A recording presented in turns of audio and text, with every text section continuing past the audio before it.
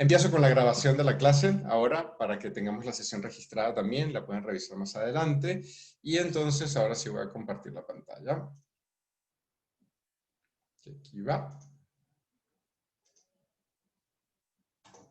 Ok.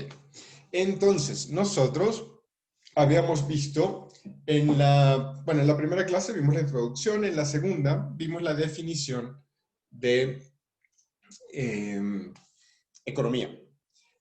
Utilizamos como siempre el libro Parkin y luego hicimos algunas comparaciones con otras visiones que hay alrededor de la economía, pero logramos una definición donde básicamente podemos estructurarla en dos niveles, en el nivel micro y en el nivel macro. En el nivel micro, recuerden que estaban las relaciones entre consumidores y empresas, un poco en el círculo final que poníamos sobre cómo se organizaba la coordinación económica.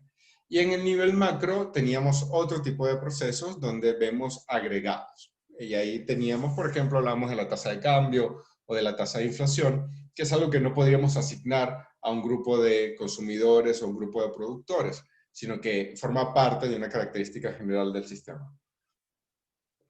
Entonces, eso es lo que teníamos como base.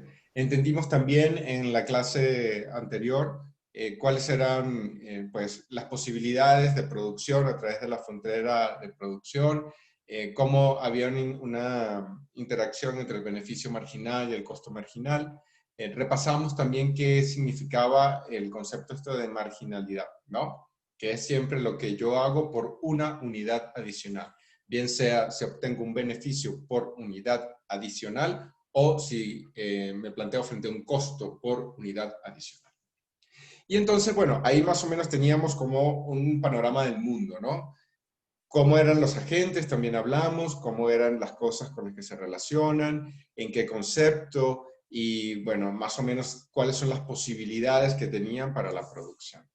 Y ahora lo que vamos a hacer es trabajar cómo se encuentran los intereses, de alguna manera, de estas personas que quieren consumir algo y estas personas que producen cosas, para entender cómo luego se dan estos intercambios de mercado.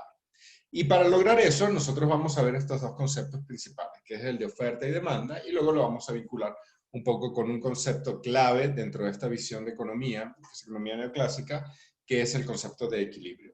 Entonces, eso es lo que vamos a ver hoy. ¿Sí? Entonces, tenemos primero la definición de mercados, mercados y precios, qué es demanda, qué es oferta, qué es equilibrio de mercado y cuáles son qué significa dentro de esta visión de demanda, oferta, equilibrio, cambios de precios y cantidades. Eso es lo que vamos a ver. Entonces, pues, comencemos. Mercados y precios, ¿no? Entonces, ¿qué es el mercado? El mercado realmente es como una institución, ¿no? Las instituciones son como normas. Hay varias visiones para ver las instituciones. De hecho, hay toda una corriente de economía que es economía institucional y ahí pues hay distintas vertientes de cómo definir una institución. Pero supongamos que vamos a tomar una de un economista muy famoso, ganó un premio Nobel, se llama Douglas North, y él dice que las instituciones son reglas de juego. Dicen cómo las cosas se van a estar estructurando. Entonces, tal cual, así como jugamos los juegos de mesa, o como jugamos fútbol, bueno, yo no juego fútbol, pero béisbol sí. Entonces, eso tiene unas normas, ¿no? Y uno sabe que, bueno, 3 strikes es un out. Eso es una norma. No son 4 strikes, no son 5, son 3. Pero además, los 2 primeros, si los lanzas en foul, cuentan como strike. Pero después del segundo, puedes lanzar todos los fouls que tú... ¿Sí saben lo que es un foul de béisbol? ¿Sí saben? ¿No? ¿Alguna persona que me diga que es un foul? No, yo no. ¿No? ¿Nadie? ¿Nadie juega béisbol aquí? Creo que no. Qué horror. Tienen que irse todos para Sinaloa, donde ahí están los tomateros. Los tomateros son buenísimos. De hecho, en Venezuela también hay muy buen béisbol y siempre peleamos con los tomateros por la Serie del Caribe. Estaba buenísimo. Aunque Sinaloa está en el Pacífico, pero da igual. México era parte. Bueno, total, un fold es cuando tienes el pitcher te lanza y tú tienes el bate y le das, pero no todo golpe a la pelota con el bate es un golpe válido, porque el campo tiene como dos líneas, ¿no? ¿Sí saben cómo es el campo de béisbol? ¿Sí? Más o menos. Más o menos. Es Sí. bueno, déjenme buscar. Campo de béisbol, porque es que si no, no nos vamos a entender. Campo de béisbol. Aquí está.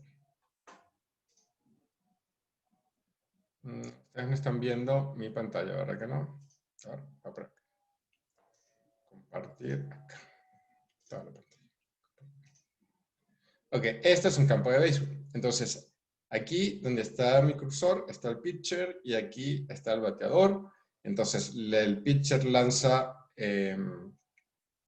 la pelota a la persona que está bateando, que es del equipo contrario, y esa persona pues le da con el bate, ¿no? Si pasa directamente es un strike, ¿no? O sea, si la persona no le da con el bate es un strike. Pero si le da con el bate y la pelota cae en esta área o cae en esta área, es un fault. Porque el movimiento válido de la pelota es todo lo que está acá. Todo esto. Pero estas dos líneas te marcan donde la pelota no puede caer. Si cae aquí o cae aquí, ya es un fault. Dos faults son los dos primeros faults cuentan como strikes. Pero el tercer fault, cuarto, quinto, sexto que tú le des con el bate, no cuenta como strike. Sino el tercer strike, para que sea un out y te tengas que ir, tiene que ser que no toques a la pelota. De ninguna manera. Entonces, esas son las reglas con las que jugamos. Esa sería la institución que está alrededor del béisbol. Y es muy clara y está bien delimitada. El mercado también es una regla de ese estilo, ¿no? La verdad es que el nivel de claridad que hay alrededor de estas reglas de mercado, pues se pueden discutir. En la economía neoclásica, no. En la economía neoclásica está muy claro cuáles son estas reglas de mercado. ¿Y qué hacen estas reglas? Así como en el béisbol tenemos la posibilidad de determinar si es fault o no es fault, aquí en el mercado nosotros podemos determinar si los compradores y los vendedores van a hacer negocios o no.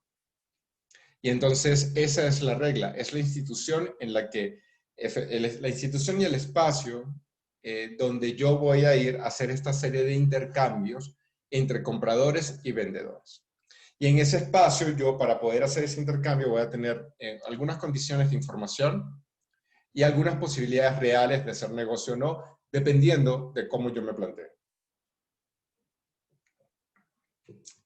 ¿Qué cosas voy a intercambiar? Voy a intercambiar bienes, servicios, factores de producción o insumos. Y dependiendo de cómo yo lo haga, puedo tener distintos tipos de mercado. Por ejemplo, hay un mercado muy particular que vale la pena retomar, que es el mercado competitivo. Es un mercado donde participan tantos compradores y vendedores que ninguno de ellos puede influir en el precio. El precio es una cosa muy importante dentro de esta dinámica de mercado. Porque, ¿qué hace el precio o qué significa? Significa que yo puedo condensar toda la información de ese bien en un único número. Y entonces,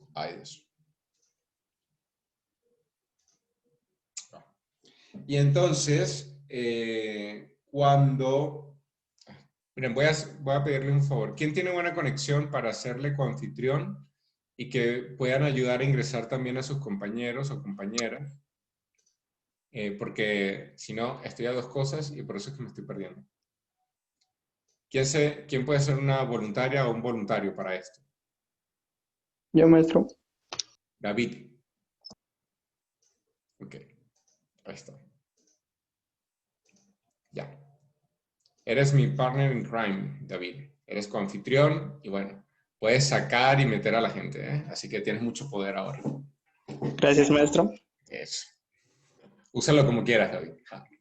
Bueno, entonces, mira, Bruno se puso a escribir, ¿eh? Cuidado con lo que ponen ahí en la pantalla, porque ya luego todo esto queda grabado. Ojo. Miren, entonces,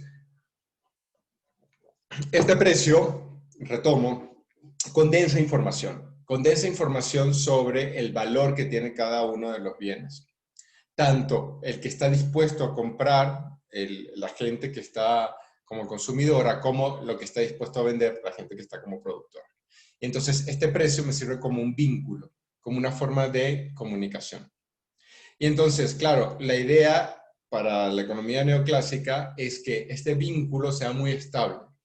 Tan estable que realmente no pueda ser influenciado, no pueda ser cambiado por nadie que participe de forma particular en ese mercado. Es decir, no es que porque llegue, no sé, López Obrador o porque Trump o no sé, o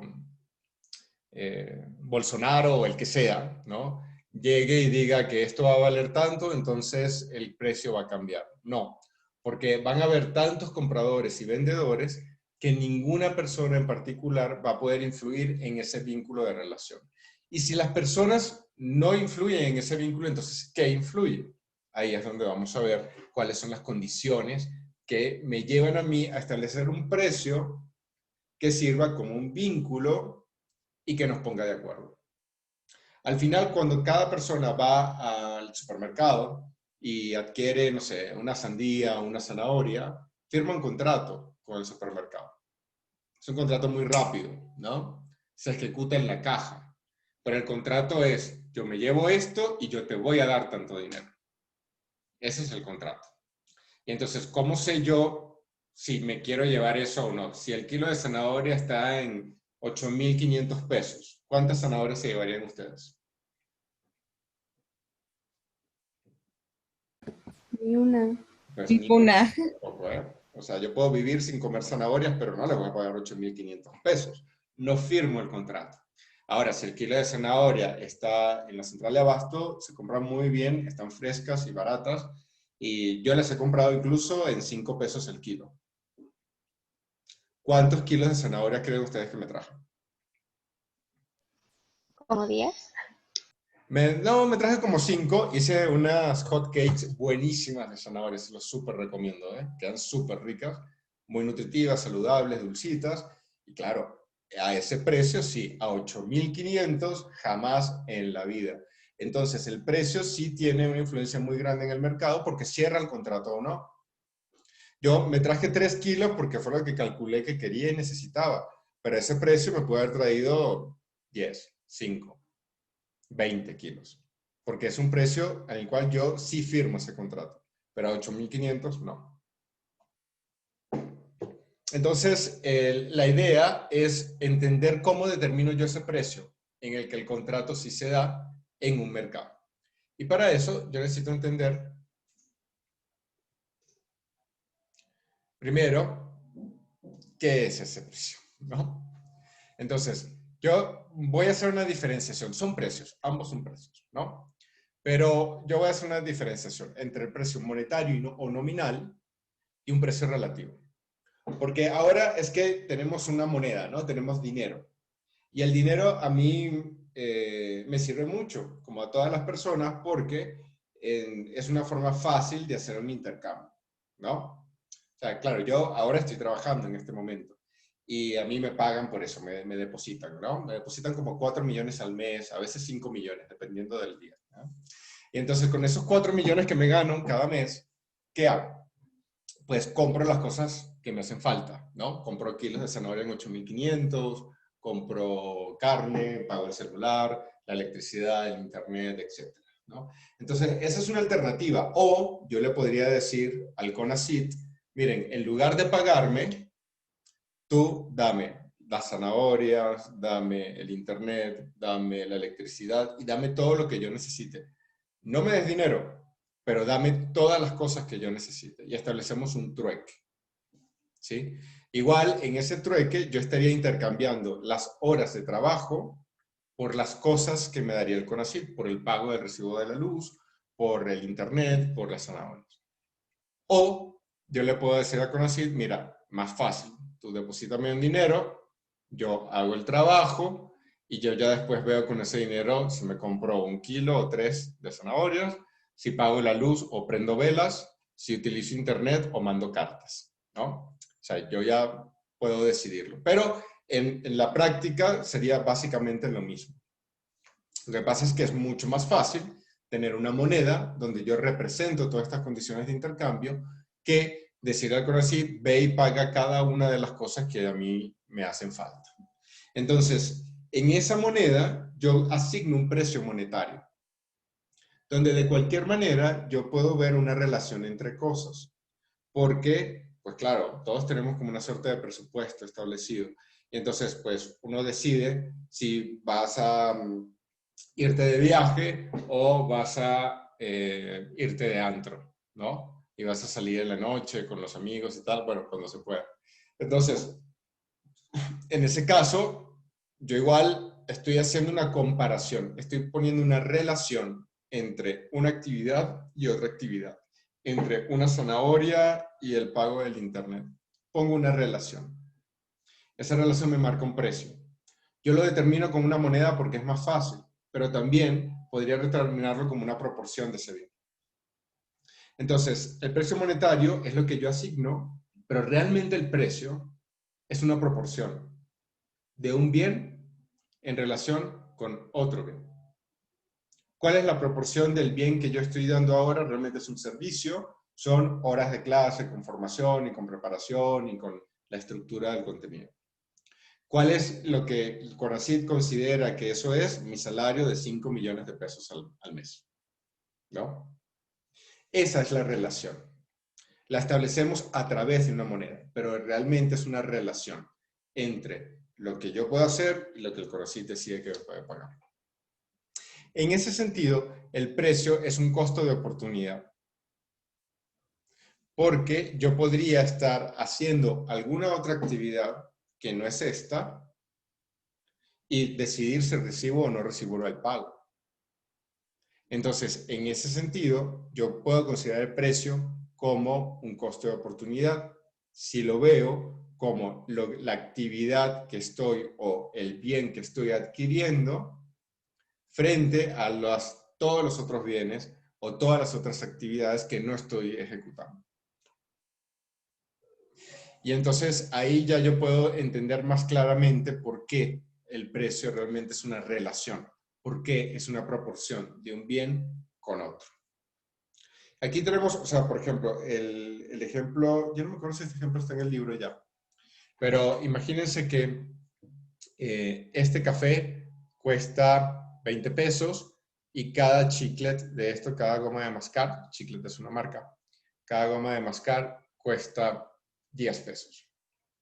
Entonces, el precio monetario de 2 gomas de mascar frente al café es exactamente el mismo. Son intercambiables aquí. 20 pesos y 10 pesos cada uno. Se sigue manteniendo la relación. Ahora, yo ya no estoy en México. Estoy en Noruega. Noruega es carísimo. Yo viví ahí un tiempo. Y entonces es carísimo, carísimo, carísimo. Entonces ahí el café no cuesta 20 pesos, que sería el equivalente a $1, más o menos, ¿no? Ahí el café cuesta como $5. Y cada goma de mascar no cuesta 10 pesos, que sería 0,5. Cada goma de mascar cuesta como $2,5. Entonces, si se fijan, este café ahora cuesta $5 y las 2 gomas de mascar cuestan juntas $5. La relación entre ellas sigue siendo la misma, pero el precio monetario o nominal cambió comparado con México, porque aquí esto cuesta 20 pesos y allá cuesta $5. Y aquí esto cuesta 20 pesos y allá cuesta $5. En términos de precios relativos se mantiene, pero en términos de precios monetarios cambia porque la moneda con la que yo estoy haciendo el intercambio es distinta. Y la condición en la que esa moneda se da también es distinta. Esto pasa con todos los mercados. Por eso es que hay veces que uno puede conseguir cosas que son más baratas en algún lugar y más caras en el otro, aunque proporcionalmente sigan teniendo un cierto nivel de estabilidad. No es lo mismo un precio monetario que un precio relativo. En el caso México-Noruega ya vimos que los precios monetarios cambiaban, pero los precios relativos se mantenían, porque la proporción de un bien con el otro sí seguía siendo la misma. 2 gomas de mascar por un café. ¿Cómo vemos esto del precio? ¿Cómo nos suena? ¿Más o menos claro? ¿Más o menos bien? ¿Menos claro y más mal que bien? ¿Cómo está? A ver, aquí veo a Luis Vázquez. Luis, ¿cómo está el asunto?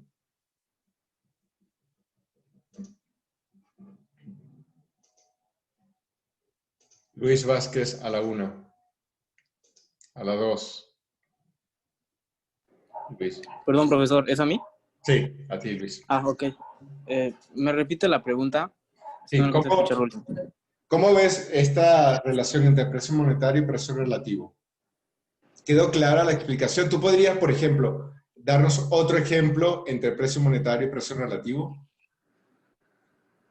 Eh, bueno, no tendría algo así como en particular, pero lo he visto mucho con eso de, no sé cómo dar el ejemplo, pero lo he manejado o lo he visto más en comparación al dólar, porque como lo que usted está explicando de que cómo cotizan los países la moneda, por lo general en el extranjero se cotiza en dólares. Y nunca me ha quedado muy claro, por ejemplo, fue un tema que discutí con unos compañeros hace poco, Okay. justamente el precio monetario basado en, no sé, en Corea, a comparación del precio monetario en México. Y pues, si tuviera que ver la comparación entre el precio relativo y el monetario, sería justamente esa, la proporción de donde se encuentre, o más bien la ubicación. Es que siempre ha sido como, no sé, es una disyuntiva para mí esto. Sí, es que es claro el tema, Luis. Mira, el asunto con el precio monetario es que ahí media la moneda. Y la moneda es un acuerdo social, ¿no? Nacional, también es una institución. Entonces, por ejemplo, aquí el último cambio que tuvieron fue, me parece, después del efecto tequila, ¿no? Que hicieron la reconversión y quitaron 3 ceros a la moneda. Fue algo así, ¿no? Sí. Fue ahí, cuando se hizo el último cambio monetario acá, ¿no? En Venezuela, por ejemplo, ya llevamos como 7 cambios y ya a la moneda le hemos quitado como 30 ceros, ¿no? Por la inflación y todo lo demás. Eso habla de cuáles son los acuerdos para el manejo de los intercambios al interior del país. Y eso tiene 2 visiones. Una primera visión es justo interna, de poder organizar el país en términos de qué cosas se pueden como intercambiar de forma más fácil. Pero evidentemente el mundo no se acaba en México, aunque México es un muy buen ejemplo del mundo porque es un país mega diverso, pero no se acaba ahí. Entonces necesitamos, por ejemplo, plantearnos frente a quién. ¿Con quién creen ustedes que nosotros tenemos que comprar nuestra moneda? Luis, Dólar. con el dólar, Estados Sí. Unidos. Entonces ahí hay que plantear una relación entre monedas, ¿no? Por ejemplo, los europeos, bueno, la parte de Europa que está en la Comunidad Europea y que asumió el euro, ellos en el 2000, cuando empezaron con el euro, dijeron, nos plantamos 0,9 del dólar, porque eso nos da un cierto nivel de competitividad. Y ahí fue donde empezaron.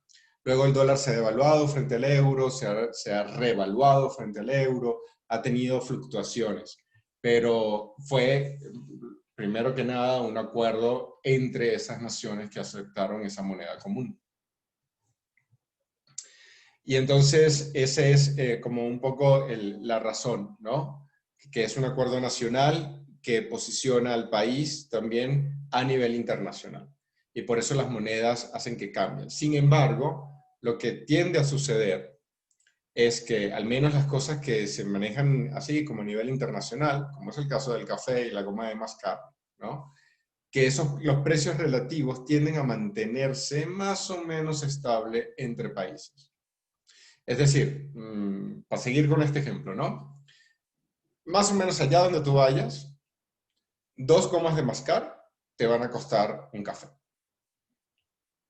Ahora, en algunos casos, por eso tendrás por cualquiera de esas 2 cosas, ¿no? Por las 2 gomas o por el café. En algunos casos tendrás que pagar $10 y en otros tendrás que pagar 20 pesos mexicanos. pero más o menos el precio relativo se mantiene, más o menos. Si hay fluctuaciones, si depende, si cambia. Pero las cosas que se compran de forma internacional se mantienen. Esa es la diferencia. El precio relativo se mantiene, el precio monetario cambia de acuerdo al acuerdo nacional. Por ahí va. Igual, bueno, de nuevo, vale mucho la pena que revisen esto del precio en el libro porque nos ayuda también a ver, pues, de dónde viene esto, los pagos, qué es un pago justo y qué no es un pago justo, por ejemplo, ¿no? Ahora que ustedes se van a trabajar y también les paguen 4 millones al mes, como a mí, ahí tendrán ustedes que evaluar si necesitan 4 millones o 5. Y entonces, de alguna forma, ese es el precio por el factor del trabajo que ustedes van a aportar, o el trabajo como factor de producción que van a aportar a la organización en la que se inserten. Pero bueno, eso es el precio. Me detuve en el precio porque es muy importante, ¿no? Aquí vimos dos conceptos clave. Uno es el concepto de instituciones, que son los acuerdos que tomamos socialmente para poder desarrollar las actividades económicas y no solo. Pero bueno, en este caso, como es microeconomía, económicas. Y otra es el concepto de precio, que me sirve para entender cuál es la relación entre las cosas que yo quiero hacer. Ok, entonces ya yo tengo ese precio, que es el mecanismo que voy a tener en el medio para relacionar ¿qué? La demanda con la oferta. ¿Qué es la demanda? Una relación completa entre el precio de un bien y la cantidad de este bien que los consumidores planean comprar durante un periodo de tiempo, ¿no? O durante un periodo. Realmente, esto es un pleonasmo. Todos los periodos son de tiempo. Entonces, durante un periodo. Eso, lo voy a arreglar, que luego me desespera. Eso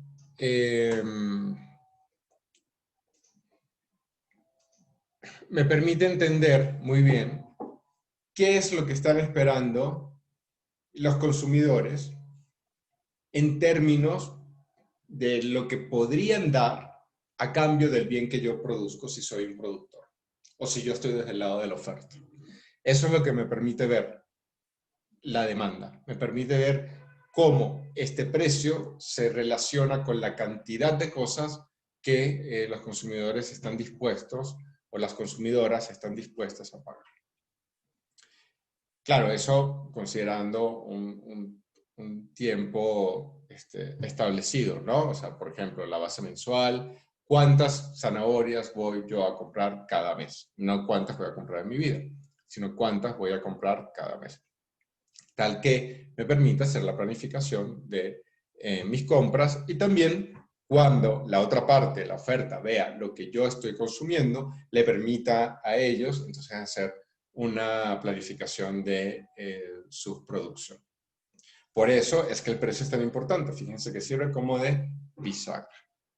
Entonces, la demanda está pegada a la gente que consume y relaciona el precio con la cantidad. Eso es lo que hace la demanda, ¿no? Ok. En esta visión de economía tenemos leyes, ¿no? Leyes que parece que se cumplen o no se cumplen, pero bueno. Vamos a decir que se cumplen, ¿eh? De nuevo, yo soy muy crítico con esta visión. Me cuesta horrores, pero hay que conocerlo. Entonces, dentro de esta visión,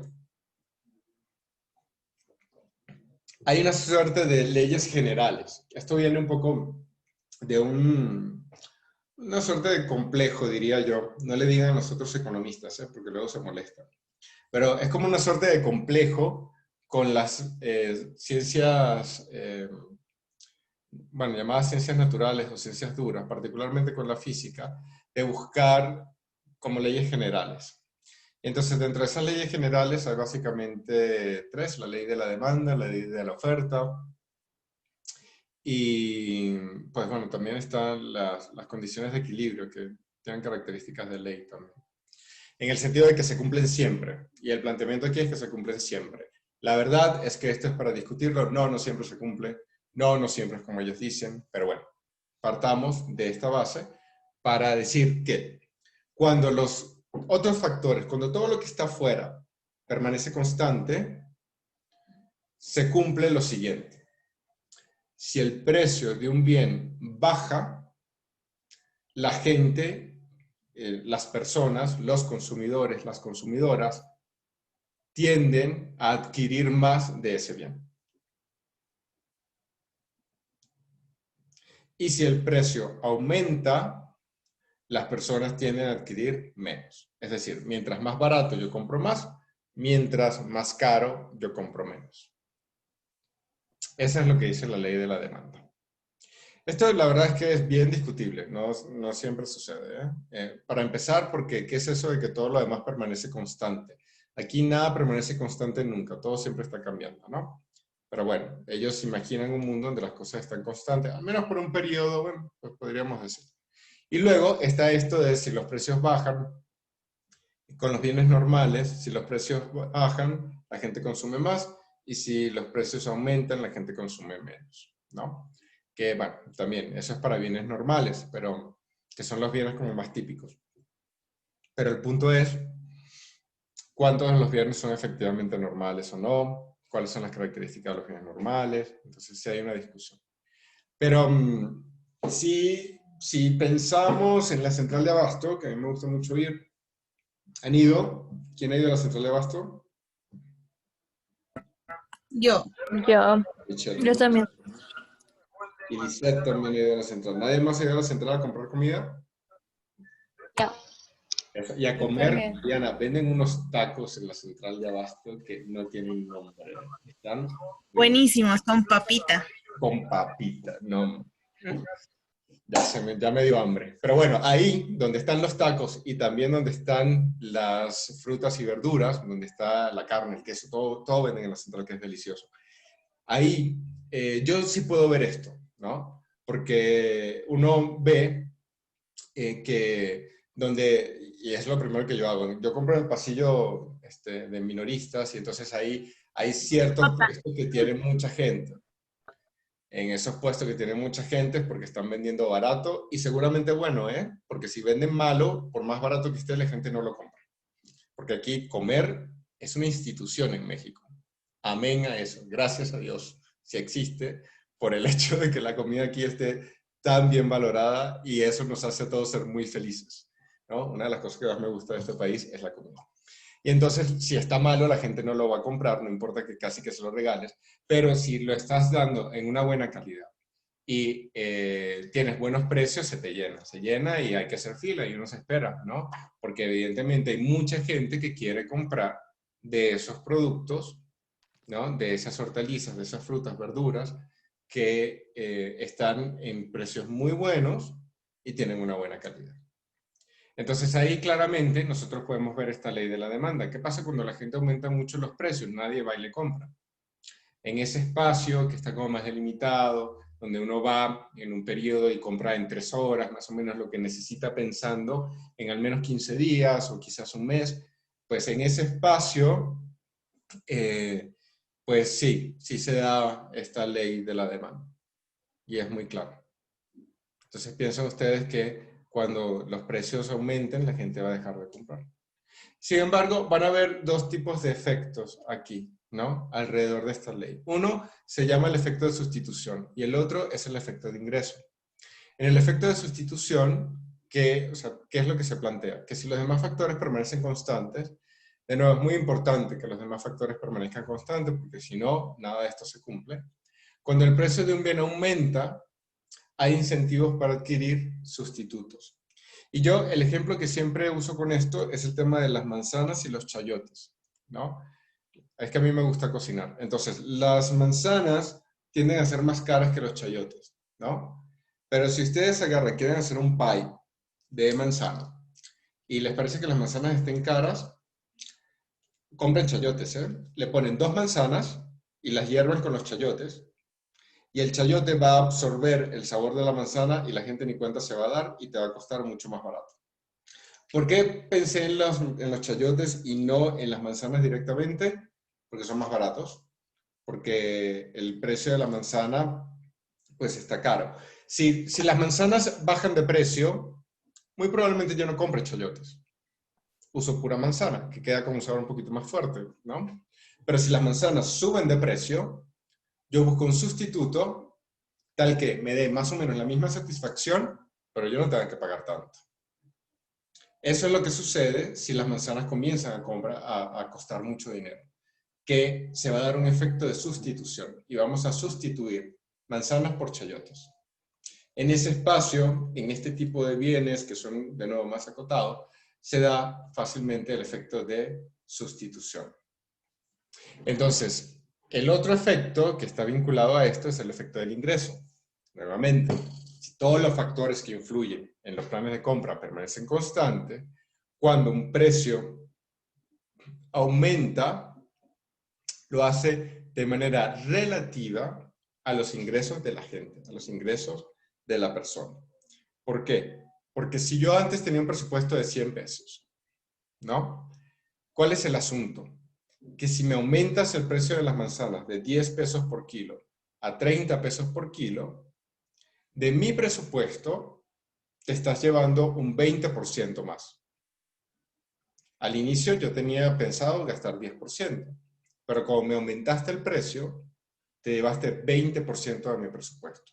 Eso significa que yo tengo que restringir, si quiero comprar la misma cantidad de manzana, todas las otras compras, al menos en un 20%. Y que para comprar las manzanas ya no puedo comprar otras cosas, o tengo que comprar menos, o tengo que cambiar alguna otra cosa. Entonces, el cambio en los precios también tiene una suerte de cambio en el ingreso. Hubiese sido lo mismo que tú aumentes 20 pesos el kilo y te lleves 20%, o que tú dejes el precio igual y en lugar de yo ir con 100, vaya con 80 pesos al mercado. Ahí es como la forma directa en la que veo que de alguna forma mi ingreso cayó cuando el precio aumentó. Porque hubiese sido lo mismo ir con 100 y pagarlo a 30 que ir con 80 y seguirlo pagando a 10, como lo venía pagando antes. Entonces, en el efecto de sustitución yo veo una relación entre un bien y el otro, tal que me motiva a buscar bienes que sean sustitutos. Y en el efecto de ingreso, yo lo que veo es cómo me afecta en general a todo el presupuesto que yo tengo, los cambios en el precio. Y eso de nuevo está vinculado con cómo la gente se comporta cuando hay una subida o una bajada en los precios y en las cantidades que va a consumir. Bueno, yo, ¿cómo hago para entender esta demanda o esta necesidad o estos planes de compra que tiene la gente de una forma como clara? Bueno, cada vez que ustedes quieran ejemplificar algo, mi recomendación es hagan un dibujo. Nada como un dibujo. Y eso es justo lo que hacemos con la curva de demanda. Un dibujo. Vamos a graficar, a ilustrar cuál es la relación que existe entre la cantidad demandada de un bien y distintos valores del precio del mismo bien. Siempre que los planes de compra, es decir, lo que yo tenía pensado comprar, permanezca constante.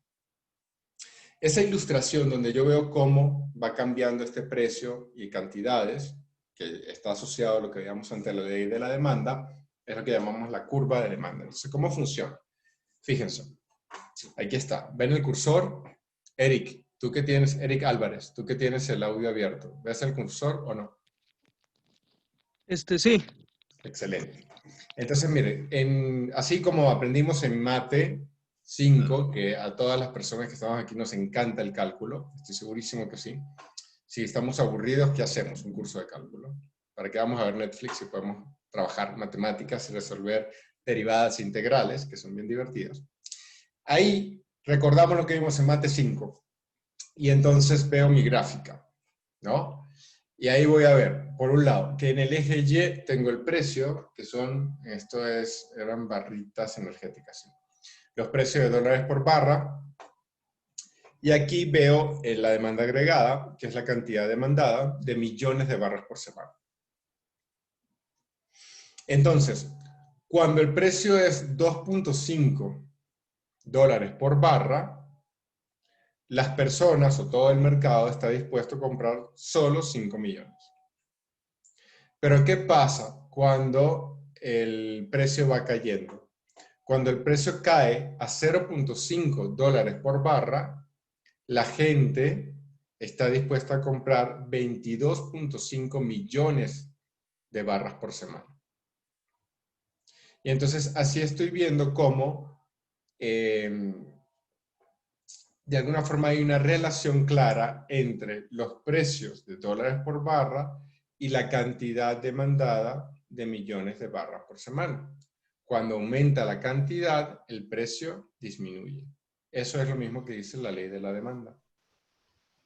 ¿Sí se ve? Entonces, Ujú. maestra, podríamos decir que la curva de la demanda siempre va a ser, o bueno, en la mayoría de los casos va a ser decreciente. Exactamente. Siempre va a ser decreciente. Es lo que se espera de la curva de la demanda. Que la gente siempre quiera comprar mucha más cantidad siempre y cuando el precio baje. Eso es lo que esperamos de la curva de demanda.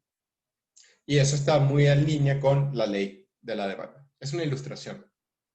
Es un ejemplo, una representación gráfica de eso que está. Ok.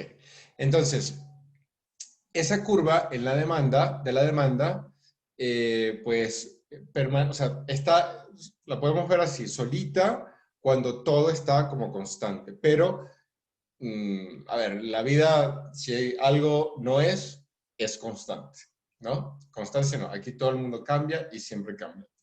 Entonces, ¿cómo ver cuáles son los posibles cambios en esa demanda? Porque eso es importante, ¿eh?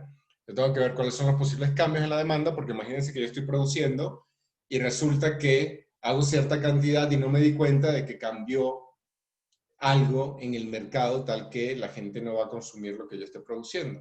Yo necesito poder entender bien esos cambios. Los voy a ver en dos sentidos. Un primer tipo de cambio es el cambio en la cantidad demandada. ¿Qué quiere decir eso? Que todas las condiciones permanecen constantes, ¿no? Aquí está. Los factores permanecen constantes, ¿no? Pero el precio va a cambiar. Entonces, voy a tener una disminución en la cantidad demandada si el precio aumenta y voy a tener un aumento de la cantidad demandada si el precio disminuye. Pero me voy a mover siempre sobre la misma curva. ¿Me voy a ir a este punto o me voy a ir a este punto?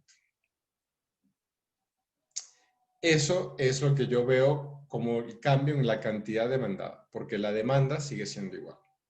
Ahora, yo podría estar frente a otro tipo de cambio, que ya no es un cambio en la cantidad, pero sí es un cambio en la demanda, en todo el proceso de la demanda. Entonces, el precio de un bien permanece constante, ¿no? Yo voy a seguir vendiendo al mismo precio, pero algunos de los factores que influyen en los planes de compra de los consumidores cambian.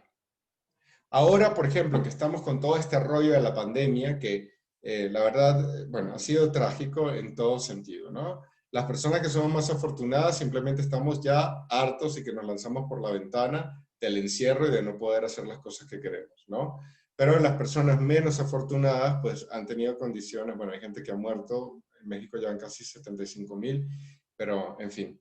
También, más allá de eso, que es siempre lo prioritario, han habido otros problemas, también económicos, ¿eh? La gente no ha cambiado los precios, ha mantenido los precios, incluso en algunos casos lo ha disminuido, pero supongamos el caso en el que ha mantenido los precios. Aún así, ¿ustedes creen que están vendiendo lo mismo? No, porque No. No. Y no es porque la gente no quiera comprar, es que alrededor de toda la crisis que tenemos ahora, hay tantos cambios que realmente la gente tiene que replantearse la manera en que consume. Eso es un cambio en la demanda, no en la cantidad demandada, sino en la demanda. El precio se mantiene igual, pero todos los otros cambios que están alrededor, la crisis económica, muchísimas personas han perdido su trabajo. Hay gente que no lo ha perdido, pero no lo puede ejercer, ¿no? Hay gente que lo ejerce, pero bueno, los clientes o las clientes que tenía antes, pues ya no le pueden pagar.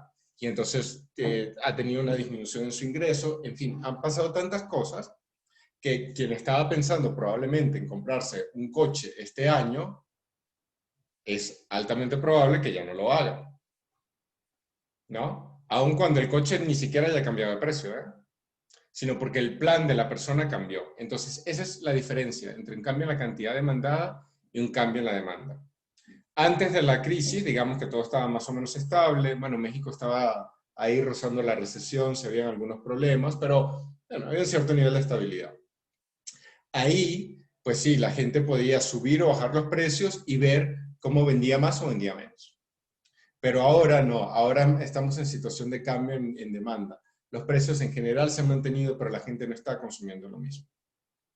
Y entonces ahí yo ya no me muevo en la misma curva, gente. Perdón. Ya no me muevo en la misma curva, ya ahora paso a la curva D2, que está acá, o a la curva D1. En el caso de ahora, donde todo está en crisis, lo que ha habido es una disminución en la demanda, y entonces se dan cuenta que la curva se pega más al eje Y. Esto es lo que sucede cuando disminuye la demanda. Y bueno, supongamos que ahora viene una época de bonanza, ¿no? No sé, los Estados Unidos deciden que van a regresarle el territorio a México que nunca debieron tener. Y entonces, claro, eso significa que ahora va a haber un impulso porque, por ejemplo, Silicon Valley debería ser mexicano, ¿no? Y entonces, como ahora regresan todo el territorio, pues vamos a tener más ingresos a nivel nacional. Y eso nos va a dar un boom. ¿Y qué creen ustedes? Pues sí, eso sería un aumento en la demanda, por ejemplo, si ese caso sucediese. Entonces, pero no, lo veo muy difícil, honestamente, aquí y en el resto de la vida, y sobre todo ahora con el asunto de la pandemia, lo que estamos viendo es una disminución en la demanda, incluso con los precios constantes. ¿Se ve la diferencia entre estos dos tipos de cambio? Sí, se mueve solo. ¿Sí? Eh, sí, o sea, se podría decir que cuando cambia la cantidad de demanda se va a mover a la derecha o a la izquierda, y cuando va a haber un cambio en la demanda se va a mover como toda la curva, ¿no? Exacto. Realmente, más que a la derecha o a la izquierda, Mariana, en el cambio en la cantidad demandada se mueve arriba o abajo, Ok, ¿no? sí. Ahí. Y en el cambio en la demanda, sí es lo que dijiste. ¿Es a la derecha o a la izquierda? A la izquierda si tengo una disminución y a la derecha si tengo un aumento. Eso es. Ok. Eso es del lado de la demanda. Ahí está, ahí pensamos en la gente que consume. Bueno, pero aquí no hay solamente gente que consume, también hay gente que produce. Y para la gente que produce tenemos el concepto equivalente, que es la oferta. La oferta es la relación entre el precio de un bien y la cantidad que los productores planean vender durante un periodo dado. Entonces, fíjense que antes yo me refería a los consumidores y la compra, y ahora me voy con los productores y la venta. Ya no es lo que tú quieras comprar, es lo que yo decido vender. Porque bueno, claro, a ver, yo quisiera comprar los iPhones en 10 pesos, ¿no? Y sí, quisiera comprarme 15 iPhones en 10 pesos. Bueno, claro, yo puedo querer lo que a mí me dé la gana, pero Apple no me va a vender los iPhones en 10 pesos porque a ellos, bueno, capaz sí le cuesta y no lo sabemos, pero seguramente tienen otras razones de mercado por las cuales no estarían dispuestos a vender a 10 pesos los iPhones. En ese sentido, yo necesito entonces ahora pensar desde el otro lado de la orilla, pensar desde la otra perspectiva que me pueda llevar a entender cómo los productores se plantean frente al mercado.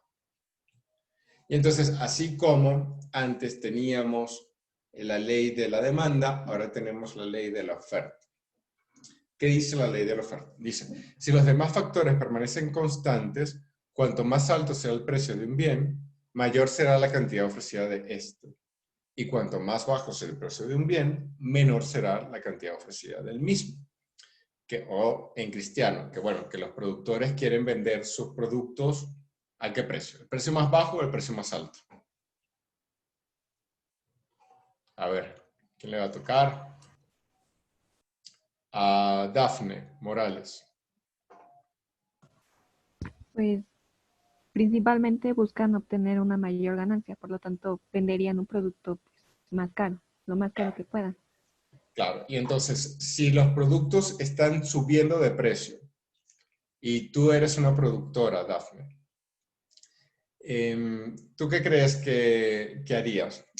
¿Producirías más o producirías menos? ¿Produciría menos?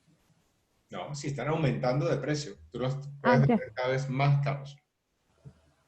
No, pues Pues, produciría más porque seguiría vendiendo. exacto, seguirías vendiendo y evidentemente, como dijiste, comenzarías a generar más ganancia, ¿no? Depende también de tus costos, ahí ya luego lo vamos a ver, ¿eh? Que hay una cosa en relación de los costos y hay unos ciertos márgenes donde puede ser o no. Pero en términos generales pensaríamos que, bueno, mientras más caro lo pueda yo vender, pues más incentivos tengo para producir. Eso es lo que dice la ley de la demanda, ¿no? Maestro, ahí tengo una Sí, duda. sí, No hace un momento habíamos dicho que, bueno, había dicho usted que entre más caro estuviera el producto, más se reducía la demanda. exacto. Para la demanda, ese es el caso, ¿no?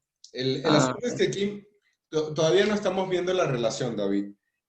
La ah, relación la vamos a ver ahorita cuando se busca el equilibrio de mercado. ujú. Entonces, yo estoy de acuerdo contigo. A mí no me gusta mucho este planteamiento porque, pues yo diría lo mismo. Bueno, sí, pero si yo soy un productor, pues claro que tengo que estar pendiente de cómo está la demanda, porque si no, ¿qué voy a estar vendiendo si lo vendo tan caro? ¿No? La propuesta que hace esta visión de la economía es que, bueno, en este mercado te vas a poner de acuerdo, te vas a dar cuenta de que lo estás vendiendo muy caro y entonces vas a decidir venderlo a un precio de equilibrio. Eso es lo que vamos a ver ahora.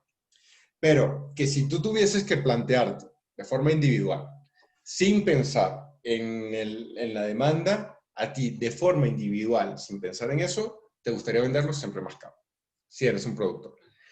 Y que si eres un consumidor, y entonces tú ya no piensas en nada de la oferta, solamente piensas en ti como consumidor, tú lo que quieres es comprarlo más barato. Entonces hay como una tensión. El productor quiere vender más caro y el consumidor quiere pagarlo lo más barato posible. Y ahí hay una tensión. Entonces hay que ver cómo nos encontramos, nos relajamos, nos hacemos amiguitos y ahí logramos el equilibrio del mercado. Pero lo vamos a ver ahorita. ¿Sí?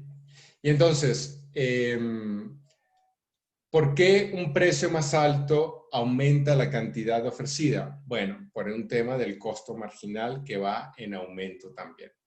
¿Se acuerdan que el costo marginal, el costo de producir una unidad adicional, siempre va creciendo, ¿no? Entonces, bueno, claro, si el costo marginal siempre va creciendo, yo para poder cubrir ese costo marginal tengo que poner un precio cada vez más alto. Es un poco la lógica que está detrás. Y como soy un agente maximizador y tal, pues me interesa siempre tener también un precio alto que me permita cubrir costos marginales más altos y producir siempre más, porque es parte de lo que está dentro del modelo.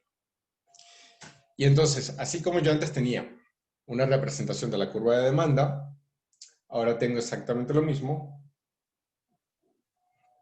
pero con la curva de oferta.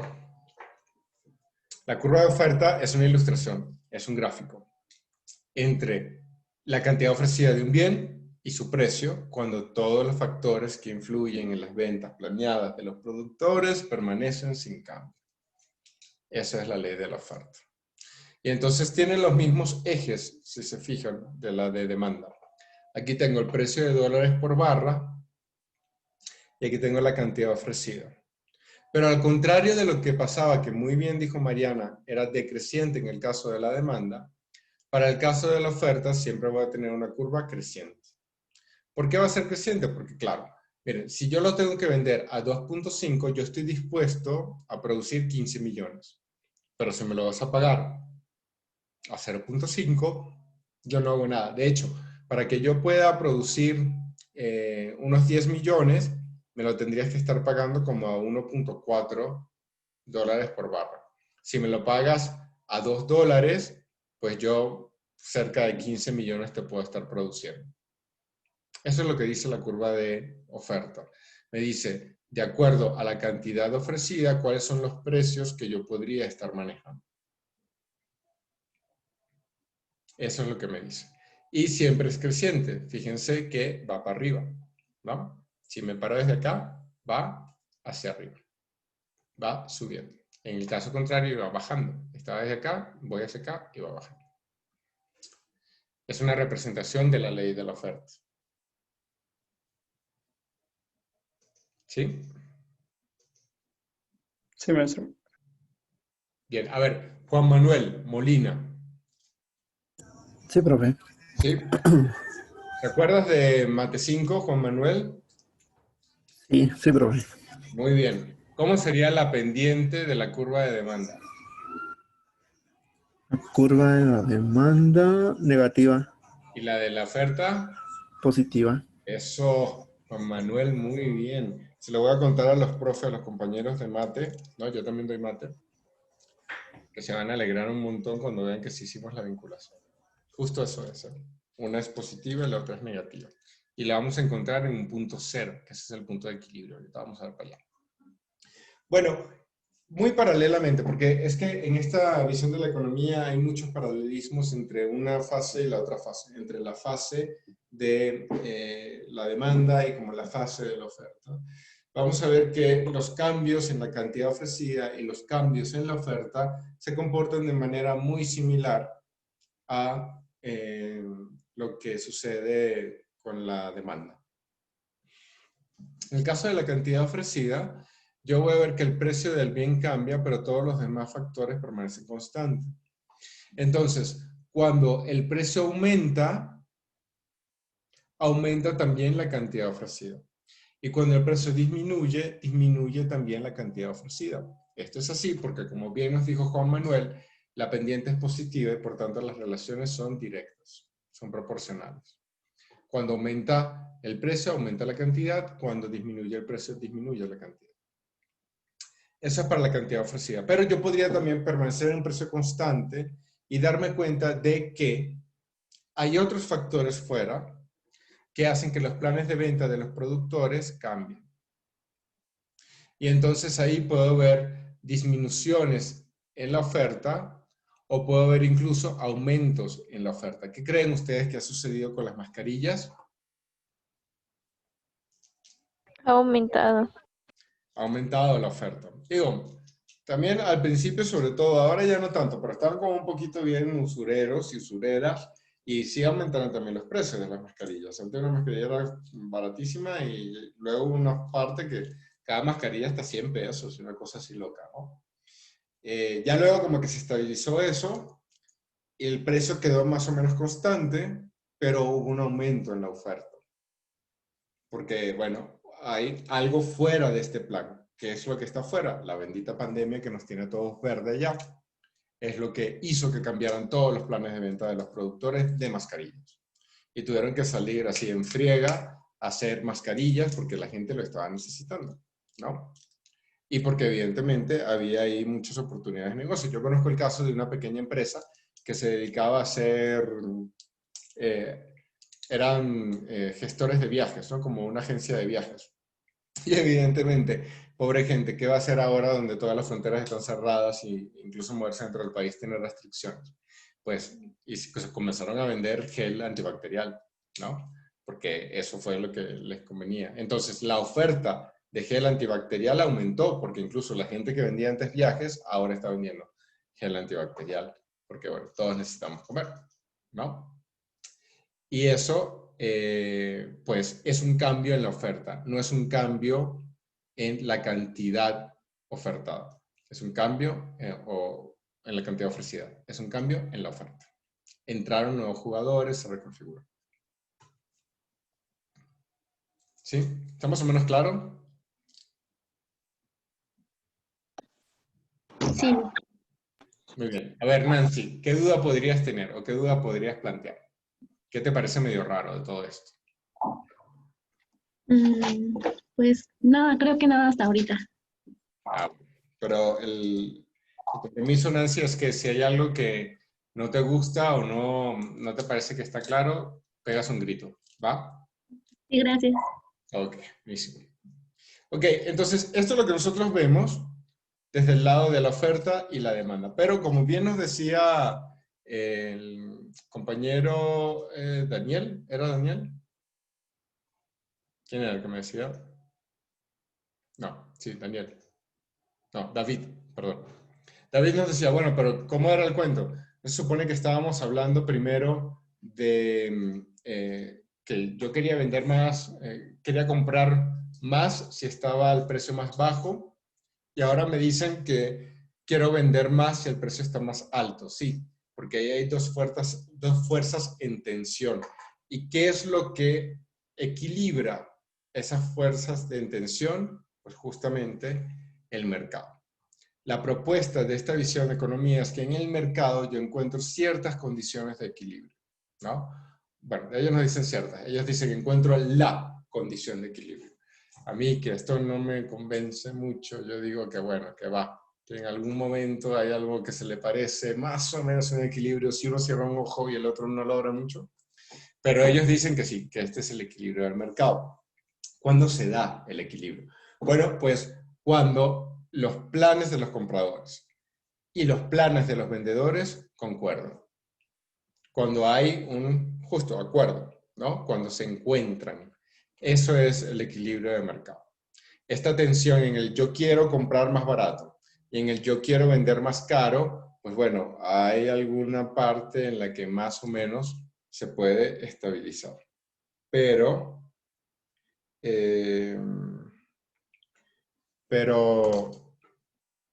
incluso ese nivel de estabilización, pues hay que ver qué tanto puede durar o no.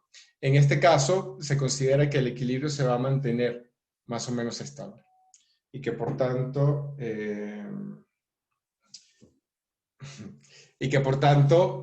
vamos a poder entender cómo se comporta el mercado, cómo se pueden comportar los distintos escenarios y cambios, ¿no? Vamos ahora con el ejemplo para ya dejar de decirlo en extracto y ver cómo funciona el cuento. Bueno, fíjense que aquí estoy ya con mis representaciones, con las ilustraciones. Por un lado tengo el precio de dólares por barra y por otro lado tengo la cantidad de millones de barras por semana, que es exactamente el mismo hecho que yo tenía para la demanda y para la oferta. ¿Y qué hice?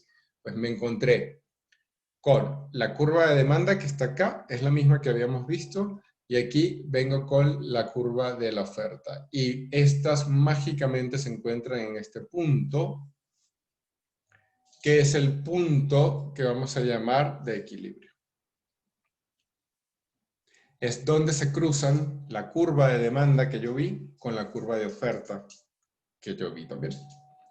Se cruzan en un punto en el que, a ver, la curva de demanda me va diciendo en cada punto, para cada cantidad, qué es lo que los consumidores, las consumidoras, están dispuestas a pagar por un bien.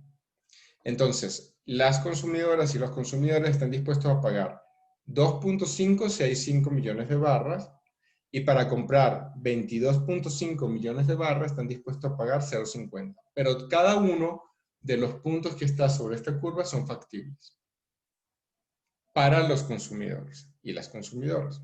Para las productoras y los productores, cada uno de los puntos que está sobre la curva de oferta es factible, en la misma lógica. Entonces, este punto de acá, donde se encuentran, es un punto que deja feliz a todo el mundo. Deja feliz a las consumidoras y a los consumidores, deja feliz a las productoras y a los productores.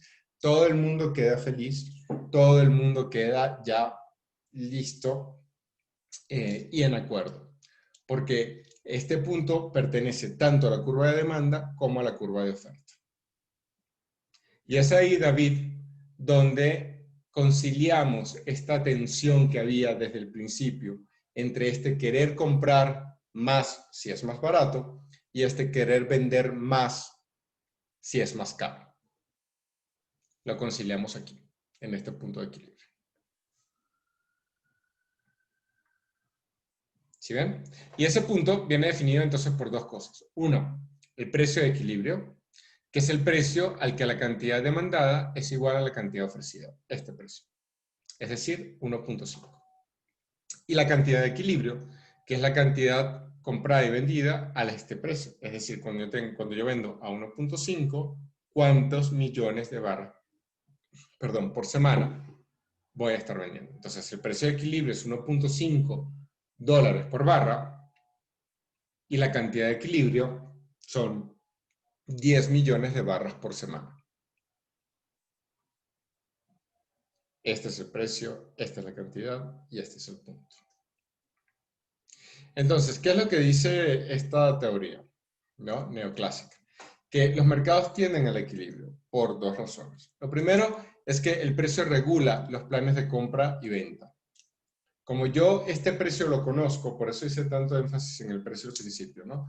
Como yo este precio lo conozco, como yo sé cuál es la relación que va a existir entre un bien y otro bien que yo voy a comprar, y por tanto puedo decidir cuánto de ese bien voy a adquirir, entonces yo puedo regular mi plan de compra. Y al mismo tiempo, como a través de este precio, yo puedo entender qué es lo que la gente va a estar dispuesta a comprar, yo puedo también regular mis planes de venta. Entonces, esa regulación que se da, en este caso se plantea de forma automática, con la mano invisible del mercado. ¿No has escuchado eso?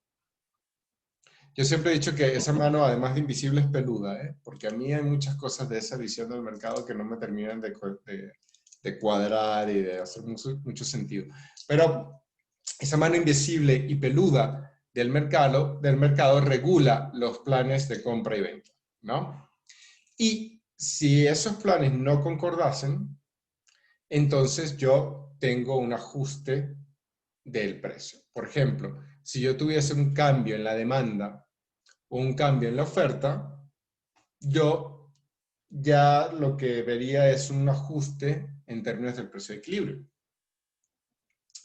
Por ejemplo, si ha sucedido que como ahora tenemos un cambio en la demanda, la curva se ha movido un poco más hacia acá y entonces en algunas cosas los precios se han bajado. Eso es típico de los momentos de recesión, que los precios tienden a bajar, los precios relativos tienden a bajar. Y entonces ahí no fue que hicimos un ajuste en los planes de compra y venta, sino que el ajuste se hizo alrededor del precio. Pero también podría darse el caso en el que yo ajuste dentro de la misma condición de demanda, pero para eso tendría que mantenerse estable todo el contexto. Si el contexto no está estable, yo lo que tengo es realmente una nueva situación de demanda. Si el contexto está estable y hay un cambio, entonces yo lo que tengo es un cambio en la cantidad demandada, en este caso. Pero el equilibrio es eso, es el encuentro, es la solución al dilema de David. No de David Ricardo, sino de nuestro David, que es David, ¿cómo se llama mi amigo? David Mena. La solución al problema de David Mena es el equilibrio del mercado. ¿Cómo ves, David? Pues, está bien, ya me quedó claro, profesor. Gracias. Muy bien. Bueno, que sepan que yo en esto no creo, ¿eh? Pero bueno, así es como la gente toma decisiones. Hay algunas cosas que sí, digamos, en la central de abasto en ese momento, para ese día, seguro sí. Pero, por ejemplo, una de las cosas más complicadas para que esto se pueda dar es el tema del contexto constante, ¿no? Y la verdad es que el contexto siempre está cambiando, sobre todo, por ejemplo, en el tema del agro hay cambios importantes, porque por un lado hay una concentración de empresas como Monsanto y todas estas, ¿no? Dow Chemical, y por otro lado también tenemos cambios climáticos que están reconfigurando las zonas agrarias, tenemos cambios arancelarios, etc. Entonces siempre están habiendo tantos cambios que es muy difícil pensar en algún nivel de constancia ahí, ¿no? Bueno, se puede determinar. Pero en general, pues esto se toma como un supuesto y como una ley que se cumple en casi todos los casos. Así está planteado. Ni modo, así es la vida. Lo importante es que siempre pensemos de forma crítica.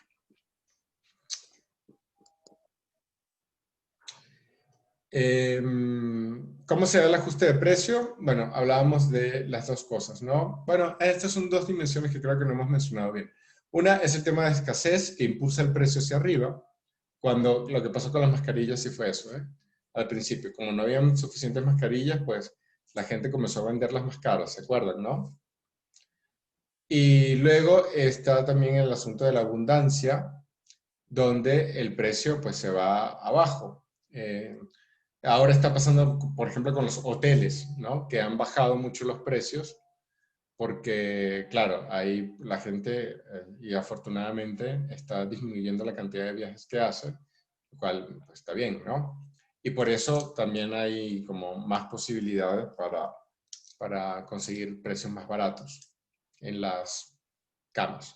Y eso se debe, en las camas de hotel, se debe a que pues hay muchos camas vacías, ¿no? Habitaciones vacías. El mejor intercambio disponible para compradores y vendedores se da en el equilibrio. Y eso tiene que ver con dos conceptos que vamos a ver un poco más adelante, que son los de excedente del consumidor y excedente del productor. Pero lo vamos a ver un poquito más adelante, ahora que hablemos de eficiencia y equidad. Y hasta aquí la clase de hoy. Importantísima la clase de hoy. ¿Por qué? Porque la clase de hoy finalmente me dice, a ver, ya está bien, habíamos creado el mundo, ¿se acuerdan? El mundo lo creamos en la sesión 2, cuando definimos economía, cuando definimos las cosas y cuando definimos a los agentes y cómo los agentes iban a estar interactuando. Eso lo logramos ya en la sesión 2, pero nunca habíamos dicho cómo se ponían de acuerdo. Y ahora ya vimos más o menos cómo se ponen de acuerdo en función a esta teoría. Entonces, por un lado, la gente sabe lo que quiere comprar y eso lo expresa a través de la curva de demanda, pensando, y esa es la base de este modelo, ¿no? Pensando únicamente en sí mismos o en sí mismas, las personas lo que hacen es querer comprar siempre más de lo que esté más barato. Y luego, por otro lado, están los productores, las productoras. Y estas personas, pues siempre quieren vender más, siempre y cuando esté más caro. Y eso crea una tensión. Esa era la tensión de David Mena, que nos decía, bueno, ¿qué onda? Y el asunto era que estaban ahí encontrados, tenían una tensión. ¿Cómo resuelvo la tensión? Bueno, la resuelvo a través del equilibrio en el precio. Va a haber un lugar donde se van a cruzar y en este cruce, ahí yo sí voy a encontrar tanto un precio que convence a vendedores y compradores como una cantidad que convence a vendedores y compradores. ¿Que pueden estar sujetas a cambios? Sí, pueden estar sujetas a cambios por asuntos de cambios en la demanda, por cambios en la oferta, por escasez o abundancia que están relacionados con esto, pero que en general, bajo esta premisa, se van a dar de forma como más eficiente, mejor, más satisfactoria para todas las personas si estoy en una condición de equilibrio. En una condición de no equilibrio, como pasaba al principio con las mascarillas, pues bueno, uno compraba la mascarilla si la necesitabas, pero peleabas, ¿no? Y decía, no, no, pues si esto que le pusieron oro, no sé, con qué lo bañaron, que no, para que me lo vendas a este precio. No estabas como satisfecho. Ahora, cuando compras la mascarilla y te la venden al precio más o menos regular, pues bueno, uno la acepta y ya está, ¿no? Pero al principio no era así. Entonces, es una forma muy clara de darse cuenta que cuando las cosas no están en equilibrio, pues realmente no se siente bien, o sea, no es como que fluye de forma constante. No era sostenible que durante toda la vida nos vendieran las mascarillas a 100 pesos. No lo era. Y entonces, bueno, ahora que hay una condición mayor de equilibrio, pues hay un intercambio mejor. Ese es el planteamiento. ¿Cómo ven? ¿Hay alguna duda, algún comentario de lo que vimos ahora?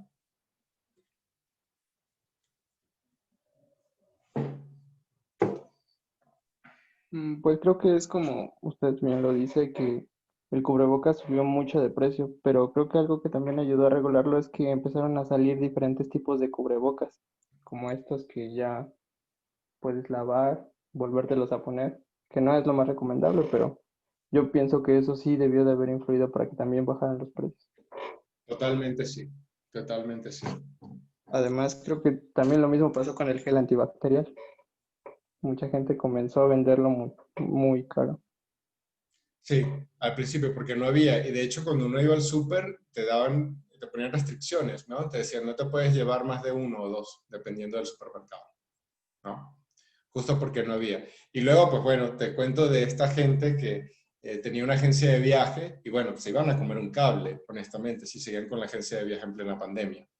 Y lo que hicieron fue pues cambiar el giro y comenzaron a producir. Uno de ellos era farmacobiólogo y trabajaba en una agencia de viajes y dijo, miren, esto no va para ningún lado, mejor hagamos un gel nosotros que cumpla con los estándares. Y lo comenzaron a vender. Y pues sí, ¿no? Entonces hubo también cambios en la oferta, motivados también por cambios en la demanda. Y se generó ya una nueva condición de equilibrio. Ahora uno puede comprar más o menos la cantidad de gel antibacterial o de desinfectante que quiera, y por un lado, y por otro, los precios pues son más razonables, ¿no?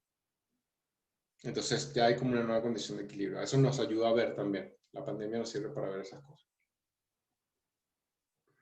¿Hay alguna duda, algún comentario, algo que quisiéramos resolver en términos del contenido?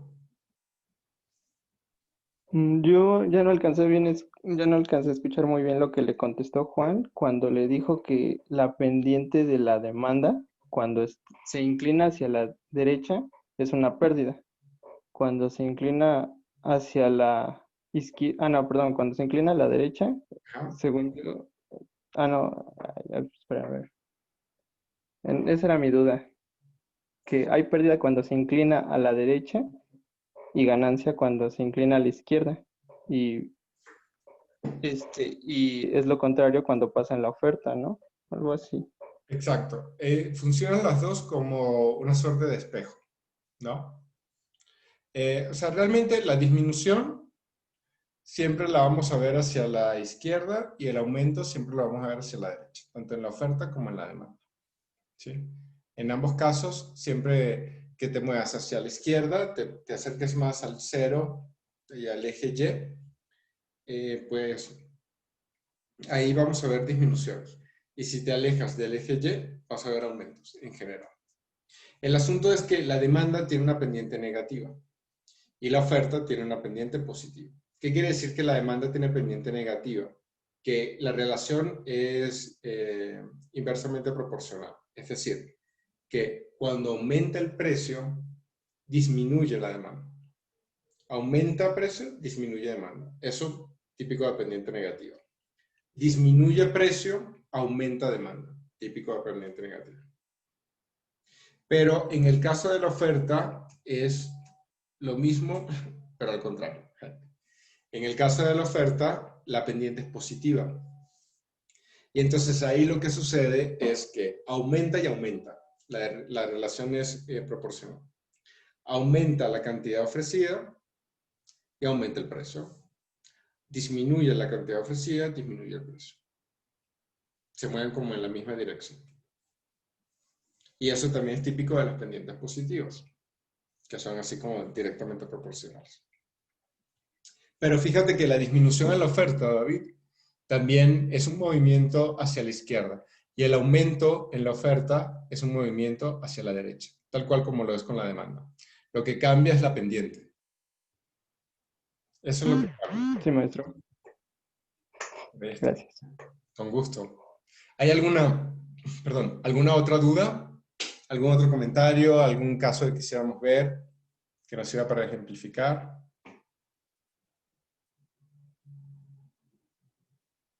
¿No? De momento no. Bueno, igual si se les ocurre, yo no tengo problema en contestar emails con dudas, ¿eh? Podríamos verlo. Y si la duda es más grande, incluso podemos buscar algunos minutos para hablar, ¿no? Si es necesario. Pero si mientras están haciendo la asignación también tienen alguna duda, pues avísenme. ¿Va? Sí, maestro. Gracias. Con gusto.